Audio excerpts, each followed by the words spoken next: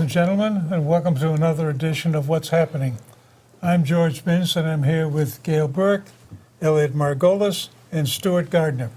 And it's 5:30 in Beverly, and this is the 5-1. This is our take on it anyway. As you can see from the banner, we've had a kind of a tumultuous couple of weeks. We had somebody who wanted to recreate the Valentine's Day massacre in Parkland, Florida. Then we had a wannabe Unabomber who's been raising havoc in Austin, Texas. We had another school shooting, and we had somebody who wanted to reproduce, I can send you some funny mail with some white powder in it. So it's been a very trying time.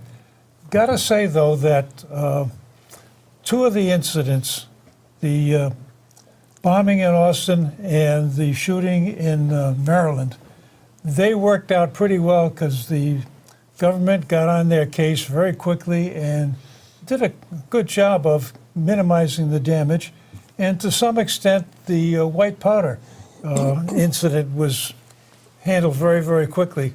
We saw the helicopters flying around here in Beverly. Next thing you know, they scooped this guy up and they've taken him away, and they're working with him. So things are happening. But do you think it's enough or quick enough, or do you think we're still going to have more problems, Stuart? Oh, yeah. I mean, I know what you guys are going to say, and I agree, it's a mental illness issue. But until we enact usable, workable laws to prevent bad actors from getting hold of, assault-type weapons and dangerous substances, it's going to keep going. Well, since you mentioned assault-type weapon, I guess we all start out. If we could have that first picture up, Tim. I did a little research on a weapon called the Sturmbruger Mini 14. And there it is. And that is considered a ranch weapon. It fires a .223 Swift round, which is smaller than your finger, less than a quarter-inch in diameter. It's clip-fed, as you can see. I'm sorry, it's magazine-fed. And it's what you use on a farm or a ranch to keep the varmints down, keep the fox and the coyotes out of the hen house. Could you put up the next picture, please, Tim? Those are all the bits and pieces you can add to it. And it's sort of like a Barbie doll for big kids. And you can make it into something that looks like an AR-15. Now, to make the record straight, AR stands for Armalite Rifle. That's the name of the company that came up with it. It's not an assault rifle. It is semi-automatic. It's the same gun, both cases. It just looks different because you can add bits and pieces to it and play with it. Okay. So,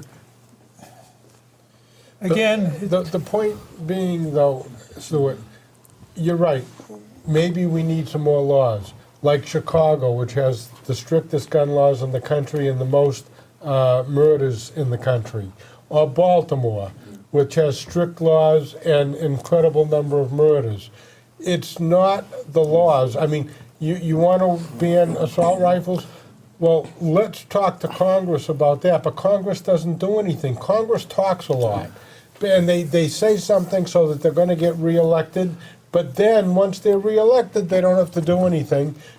Another event happens, they talk, and they do nothing. But it's not the laws that are the problem. So Chicago and Baltimore and the cities are different cases because you got one bad actor with one bad gun, right? You got 200 bad guys, each having a shotgun or a bigger gun, and they all take out individual people. We're talking about one guy with an assault weapon that can take out 200 people. That's different than, say, Baltimore or Chicago or the cities, and I completely agree that those laws, maybe they're good, maybe that they're enforced rightly.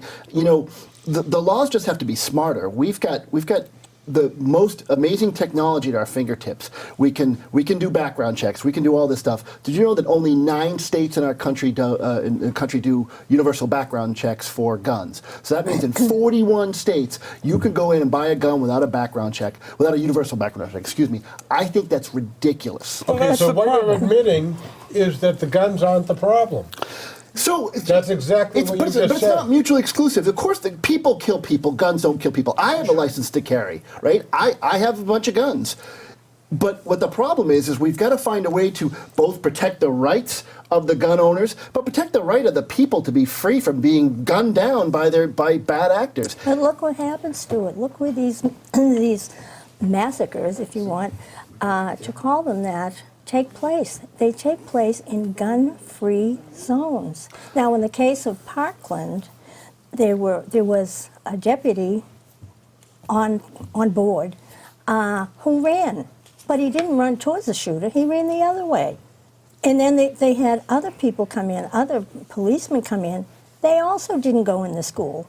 And they have been trained, or they should have been trained. You go where the shooting is coming from, not running away from it, because by the time you run away from it, the shooter is shooting, and he's killing people, and they heard it, and they did nothing. Aren't you proving my point? That so what you're saying is that so one option is to have more guns out there, but that didn't work in this case. I think a better It option. worked in Maryland. It It didn't would have work in worked Florida. inside the school. That's the difference, that the officer in Maryland heard the noise. He was on site within 1 minute, put a round into this guy, dropped him, and the first 2 rounds got off before he got there.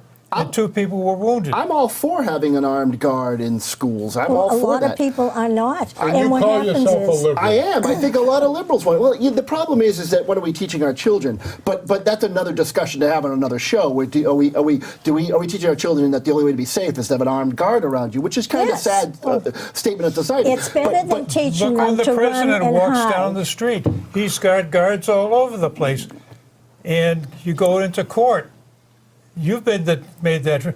You got to show everything. Take off your belt. I think Leave your cell phone out. Can't we spend as much resources on trying to prevent bad actors from having guns as we argue about putting other people with guns to prevent the bad Well, actors? one thing you said I can Exactly. agree with. And this is the Mental problem. illness is certainly a problem. But on the other hand, we can't just teach children and teachers in schools to run and hide. That's not working. So, you know what? need somebody there with some means of prevention. And whether it's a teacher or whether it's a marshal like they do on airplanes, it's got to be done. You have to have metal detectors. The How bottom- did this kid get into the school with a gun? The bottom line is, though, that the NRA is not responsible That's right. for these murders. And you've pretty much agreed to that. I think the NRA, again, I don't think anyone is innocent. I don't think the NRA is, quote, not responsible. I think they bear some responsibility. Why? But again, I think... Why do they bear responsibility? Because they fight every time that somebody wants reasonable gun regulation. They What say is things like, reasonable gun regulation? get rid of the gun show loopholes. Background checks for There everyone is that no wants a gun gun. show loophole. There is, because there aren't background checks. If you can go to a gun Not show. in a gun show. A private sale, yes. So get rid of the private sale Fine, loopholes. but not. This is the problem we're down to. There is a bunch of mythology out there about what we need to do, and we're facing problems, and we're not solving the real one. This particular young hero that shot up Parkland, he had a whole bunch of incidents that were red flags. Yeah, the Florida one. Right. Yeah. Yeah. And nobody was did done. anything So, about it. and we were talking That about this. is the real problem. We were talking about this morning. So let's establish a better set of laws that allow the police department or the ATF or whatever the organization that's supposed to go in there and go, you know what, you've been flagged. We're taking your guns away for 2 weeks. We're going to do a mental health check.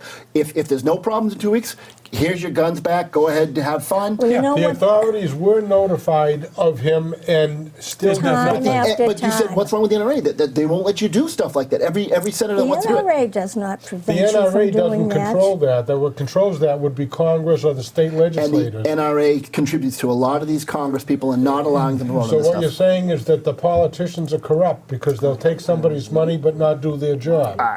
You say, of course I agree the politicians are corrupt. Not all of them, but most of them. Let's move to another topic. Go ahead, Gail. You got a topic. I know you do. Okay. Well, I was going to expand on that. I wanted to talk about using children in these marches, Yep. in these protests. These kids have been financed by some left-wing organizations. They have been co-sponsored by people like Angela Davis, remember her from the 60s? Sure. Who was a criminal, and others like her that have formed these groups that have gotten these kids together and given them the opportunity to speak out while not giving them the facts about what happened. So these kids go on television, they go on different shows, they go to these marches, and they're screaming and yelling about the NRA. Well, as we pointed out, the NRA is not at fault here. They don't have any clue about the real reasons. They don't talk about mental illness. They don't talk about the fact that a lot of this kid's record in Parkland was obscured. He did things and was never held responsible for it, so he kept on doing it. They don't understand that the FBI had a hand in that they were warned, they knew, they didn't do anything. The police in Broward County didn't do anything.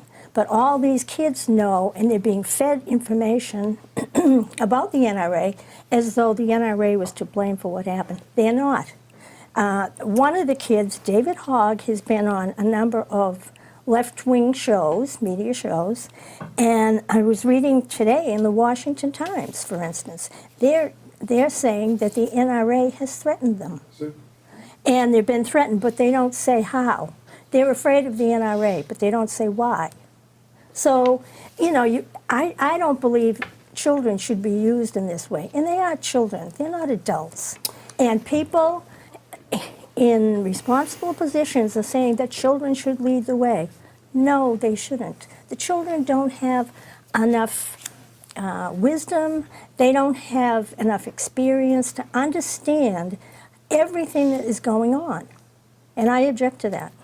So I'm going to disagree a little bit. I mean, I think our kids nowadays are intelligent enough to know that they want change. Now, I'll agree that maybe you're right. So maybe there's different parts of change that they're not sure of, and they want to point a finger at the NRA, or they want to point a finger at another group, or they want to point a finger at the cops. All they know is that they're afraid to go to school, Yes. right? Yeah. And all they know is they want change, and no one seems to be doing anything, right? Where is the change? When the guy in Vegas from the hotel room started, they were talking about banning bump stocks, right? Because Right. he converted this thing. It was a big thing, and like, what are they doing? What's happened? What They've done it. they didn't ban bump stocks. Yeah. They Some did. states did. Some states did, but it's not a federal ban. not a federal, no. So I think what kids are saying is, I don't get it, guys. You've got this system. You want me to buy into it. You want me to be a good American. You want me to buy into democracy. You want me to be a Republican or a liberal or a hardcore right wing, or you want me to do something in your world. How come we can't get these changes? Because that's what I want, and I love it. I support the right side kids too. The kids get out there and that say, that the college campuses are too liberal, and my professor's not allowed to say this, and my professor's not allowed to say that. I support both sides. Yeah, but you see, these kids don't understand how government works, and that's part of the problem. They Government don't doesn't teach work. them. But that's what he just said. Government doesn't work. It doesn't work. They don't understand that, yes, they can peacefully protest. That's what they're doing. You know what the problem Not in all is, more than cases. anything from my perspective? The problem is that, and this is both sides, Democrats and Republicans, they're more concerned about their party than they are about the people. And because they're more concerned about the party, if the party says we've got to take this line, that's all they care about. They don't listen to the people anymore. I mean, that's, I agree. I mean, you said I don't think I think the government is failing them here. I don't think our government is the big evil monster that some people think, but I think it fails in a lot of places. Oh, and I think agree. I think in this arena we're failing. We're failing because guys can go into schools and shoot 30 kids. So there should be a way that is the exception, not the rule. And I don't. Well, actually, it is. If you look at statistics, the first shooting in a school was in 1840. And you can go down year after year after year and look up who got shot, how many were injured. And it's usually onesies and twosies. There's only been very few cases where they've been Mass more shootings. than 10. Sure. So that's a different kind of problem. And I think that different kind of problem ties into somebody who can, like you say, get access to an awful lot of ammunition and an awful lot of guns, and they shouldn't have them.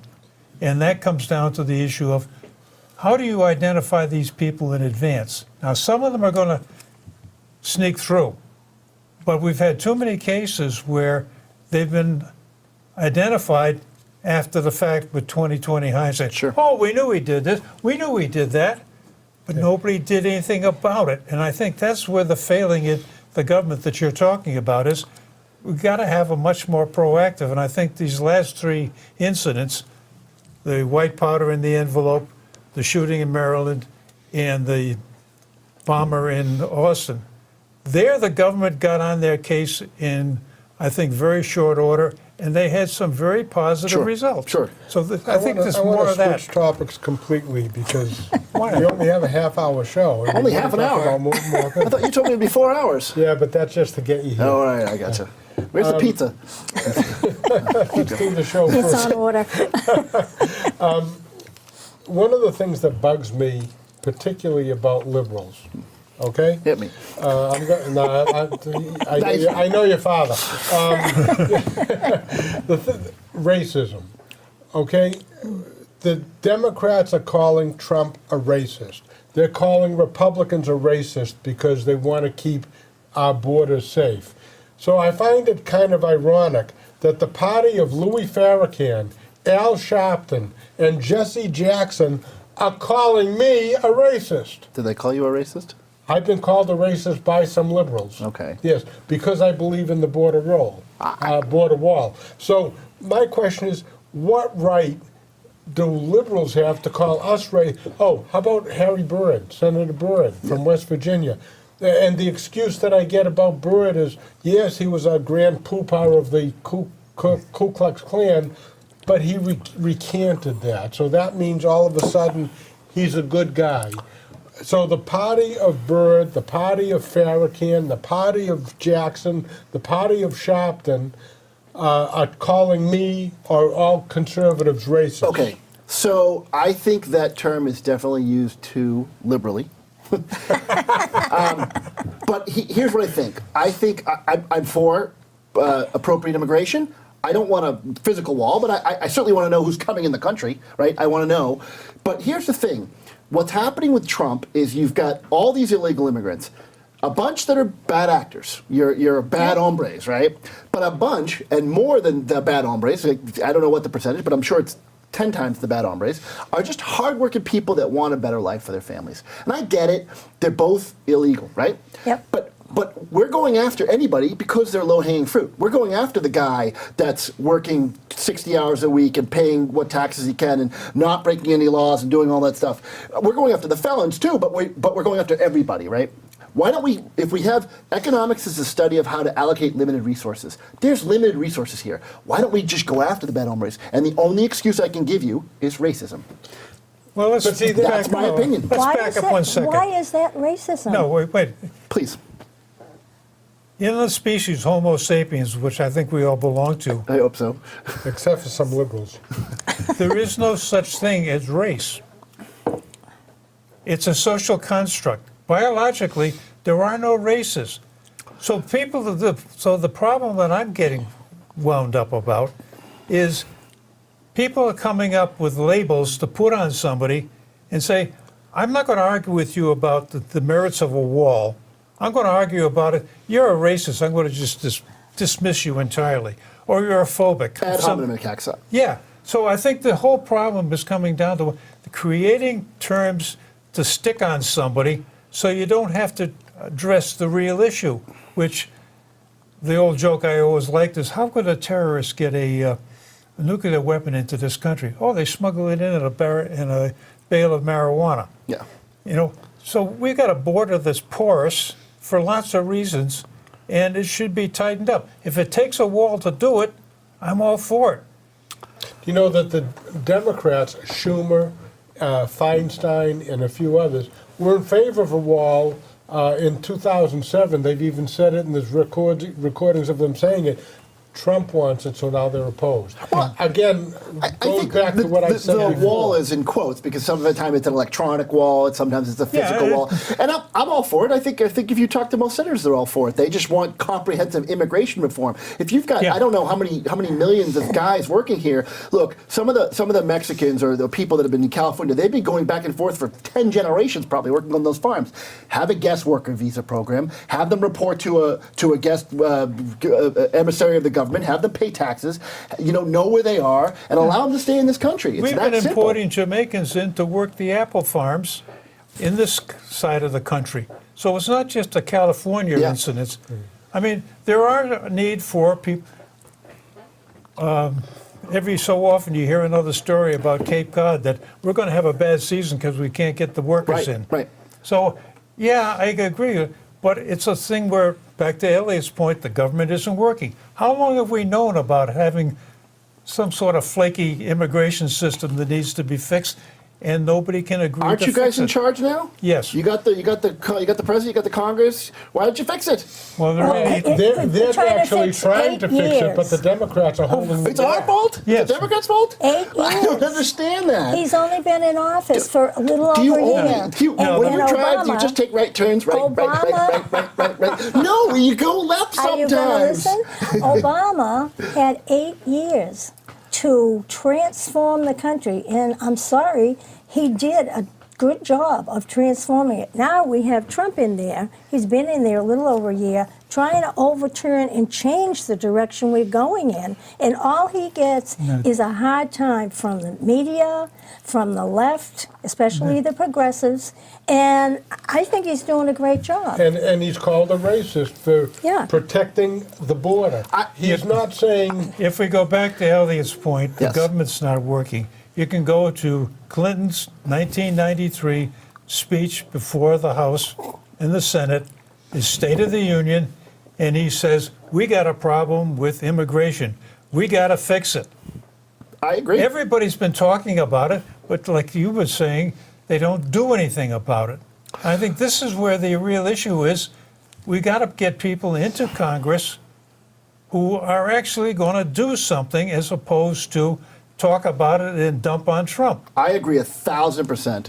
And as I said, I want intelligent, comprehensive immigration reform. Yeah. But we want the people that have been working here for generations, busting their butts, paying taxes, good citizens. Those are the Americans you want. Those are people that What are. about the people that are here waiting in line legally to come in? We don't talk too much about them, but they also deserve to be here. I agree. More so than people that are here illegally. Well, that's part of what he means, but we've got to have a comprehensive. Well, anybody says I'm not gonna give comprehensive. I'm not sure what guys, that means So the guys anymore. that are coming back and forth, I'm not necessarily going to make them citizens. I'm going to give them a guest worker visa. Your people that are in line, I might make them citizens, or I might make them, residents of the United States. I think one of the right-wing guys suggested, and I thought it was a great suggestion, allow them to live here, allow them to be residents, but not citizens, and they can't be citizens for 10 years. They can't vote. They can't do stuff. You guys would love that because you think that 50 million of them vote in elections Well, that we shouldn't got vote. that. It's the H-1B well, we know program. that illegals The vote. H-1B has been usurped by all the technology companies in India Yeah, I and stuff like understand, that. but that's nobody- another realistic problem that That we're is. not getting the right kind of people through colleges, I agree. and we need that kind of technology. I agree. And one of the arguments that I think is another phony argument, they say, well, they're bringing in all these Indian and Japanese and Chinese engineers, and they're lowering the salary of the American engineers. They're depressing the market. Well, it turns out that of all the ethnic groups in this country, the most well-paid is Asians, men.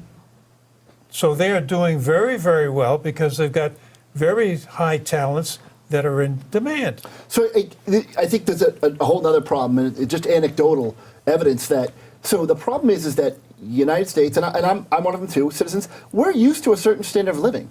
We are unwilling. Like this is you guys are like this. When they say, "Oh, immigrants will do the jobs that U.S. citizens won't do," I hate that argument because they're willing to do the job for less of a wage, and they're willing to live in an apartment with 15 people or 10 people or 5 people that U.S. citizens aren't because it's a standard of living we want. But the problem is that some of these kids that are coming in from other countries are willing to live at a lot lower standard of living that U.S. workers can't compete with. If you're over 40 and you don't have a job, it's really tough to get a job nowadays because the younger kids from other countries are willing to work for less. You're into a situation I where have the to people are interrupt not. for just a second. We have about 4 minutes left. Yes. So let's keep that in mind. Okay, sorry. The situation comes down to is we need to bring people into this country because of demographics. Yes. I like the comment that the Prime Minister of Canada made that he likes having immigrants because most of the ones that they're bringing in have a higher education standard or background than a lot of the Canadians.